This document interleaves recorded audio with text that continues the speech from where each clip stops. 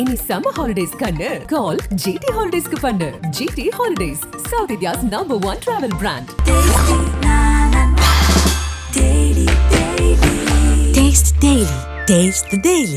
அமலாக்கத்துறையின் கடும் எதிர்ப்புக்கு மத்தியில் கெஜ்ரிவாலுக்கு நீதிபதிகள் இன்று ஜூன் 1ஆம் தேதி வரை இடைக்கால ஜாமீன் வழங்கினர்.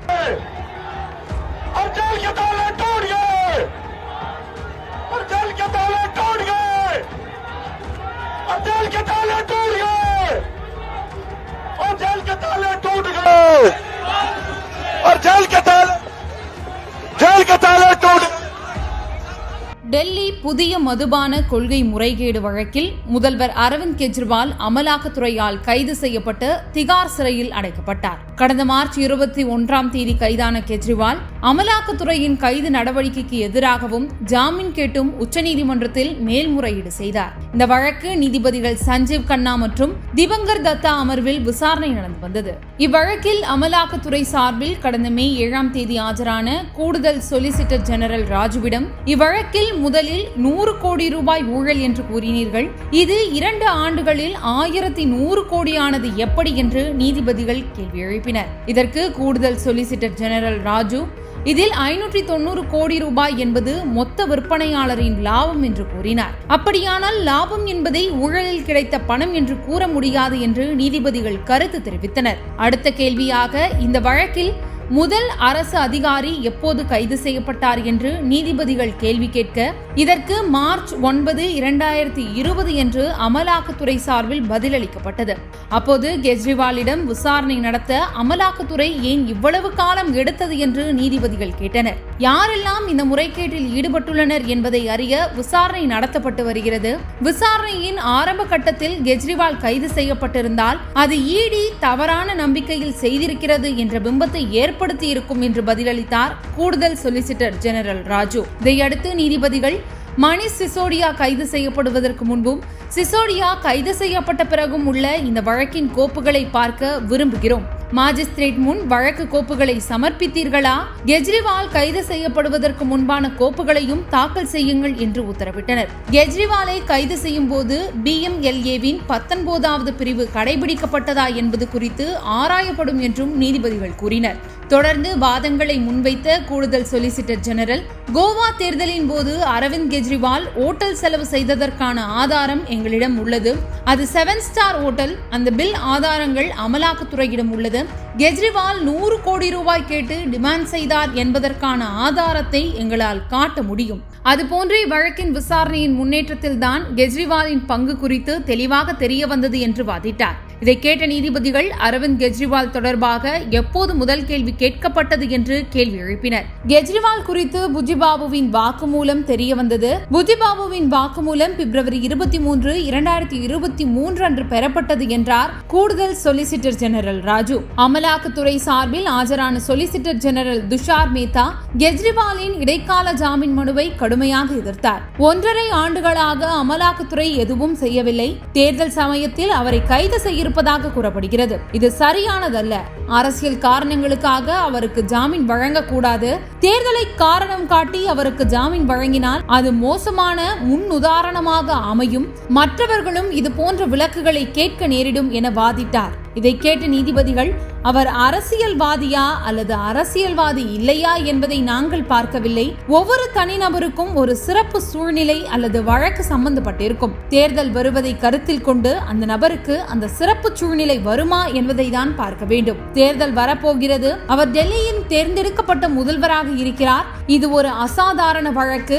அவருக்கு வேறு எந்த வழக்கிலும் தொடர்பு இல்லை என்று நீதிபதிகள் கூறினர். இதற்கு கூடுதல் சொலிசிட்டர் ஜெனரல் துஷார் மேத்தா, ஒருவர் விவசாயியாக இருந்தால் அவர் வயலுக்கு தான் செல்ல வேண்டும். ஒரு மளிகை கடைக்காரர் அவரது கடைக்கு தான் செல்வார்.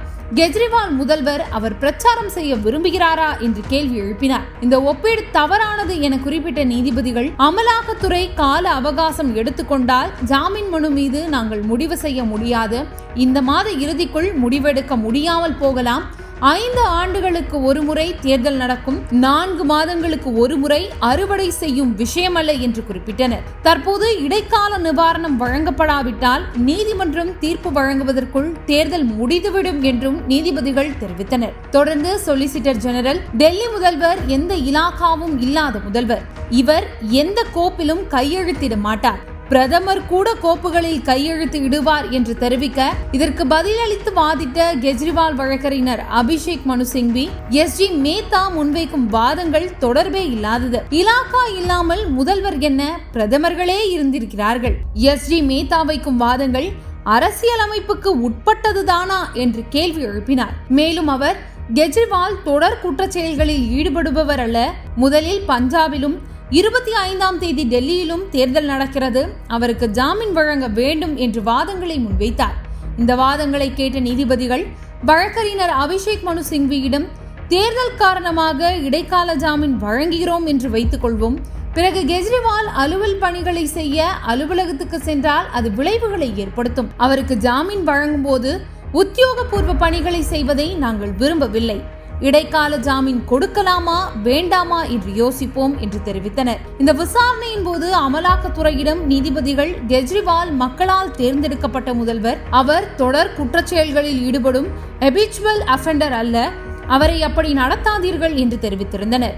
இப்படி மே 7 அன்று காரசார விவாதங்கள் நடந்த நிலையில் மே 9ஆம் தேதி கெஜ்ரிவால் ஜாமீனுக்கு கடும் எதிர்ப்பு தெரிவித்து புதிய பிரமாண பத்திரத்தை தாக்கல் செய்தது. இந்நிலையில் அமலாக்கத்துறையின் கடும் எதிர்ப்புக்கு மத்தியில் கெஜ்ரிவாலுக்கு நீதிபதிகள் இன்று ஜூன் 1ஆம் தேதி வரை இடைக்கால ஜாமீன் வழங்கினர். அப்போதும் அமலாக்கத்துறை ஜாமீன் வழங்கவே கூடாது என்று எதிர்ப்பு தெரிவித்த சொலிசிட்டர் ஜெனரல் துஷார் மேத்தா, காலிஸ்தான் விவகாரத்தில் தேசிய பாதுகாப்பு சட்டத்தின் கீழ் கைது செய்யப்பட்ட அம்ரித்பால் சிங் தேர்தலில் போட்டியிட ஜாமீன் கோரி நீதிமன்றத்தை அணுகியுள்ளார். கெஜ்ரிவாலுக்கு ஜாமீன் வழங்கினால் அது மோசமான விளைவை ஏற்படுத்திவிடும் என்று வாதிட்டார்.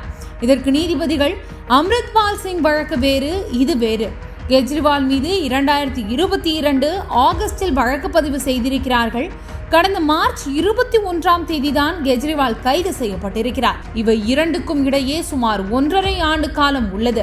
இந்த காலகட்டத்தில் கெஜ்ரிவால் வெளியில்தான் இருந்தார். எனவே இந்த இடைக்கால ஜாமீன் நாட்களான 21 நாட்களில் எந்த மாற்றமும் வந்துவிடாது என்று தெரிவித்தனர். இதற்கடுத்து சொலிசிட்டர் ஜெனரல் துஷார் மேத்தா, பத்திரிகையாளர்களை சந்திக்க கூடாது, கடைசி தேதியில் சரணடைய வேண்டும் உள்ளிட்ட நிபந்தனைகளை கெஜ்ரிவாலுக்கு விதிக்க வேண்டும் என்று வலியுறுத்தினார். அப்போது கெஜ்ரிவால் வழக்கறிஞர் அபிஷேக் மனு சிங்வி, கெஜ்ரிவாலுக்கு ஜூன் 5ஆம் தேதி வரை ஜாமீனை நீட்டிக்க வேண்டும், அன்றுதான் தேர்தல் முடிவு வெளியாகிறது என்று கோரிக்கை வைத்தார். அதற்கு நீதிபதிகள், தேர்தலுக்கு ஒரு நாளுக்கு முன்னதாகவே பிரச்சாரம் ஓய்ந்துவிடும், அதனால் கெஜ்ரிவால் ஜூன் 2ஆம் தேதி சரணடைய வேண்டும், ஜாமீன் காலத்தில் தலைமை செயலகம் செல்லக்கூடாது, முதல்வர் பணிகளை மேற்கொள்ளக்கூடாது என்று நிபந்தனை விதித்தனர். இந்த வழக்கு விசாரணையை அடுத்த வாரத்துக்குள் முடித்து தீர்ப்பையும் விரைவில் வழங்க முயற்சிக்கிறோம் என்றும் நீதிபதிகள் கூறியுள்ளனர். இனி சம்மர் ஹாலிடேஸ் கண்ணு கால் ஜிடி ஹாலிடேஸ்க்கு பண்ணு. GT holidays, South India's #1 travel brand.